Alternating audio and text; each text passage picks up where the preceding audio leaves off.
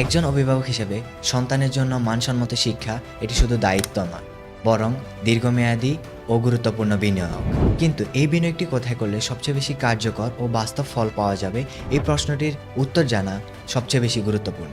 অনেকেই Europe, America, Australia, Canada সহ বিভিন্ন দেশে উচ্চশিক্ষার জন্য পড়তে চান, কিন্তু বাস্তবতা হলো জীবনযাত্রা এবং পড়াশোনার ব্যয় অত্যন্ত বেশি। ফলে অনেক শিক্ষার্থী উচ্চ লোনের চাপে পড়াশোনা করতে হিমশিম খাচ্ছে, যার প্রভাব পড়ছে তার পড়াশোনায় এবং ফিউচার ক্যারিয়ারে।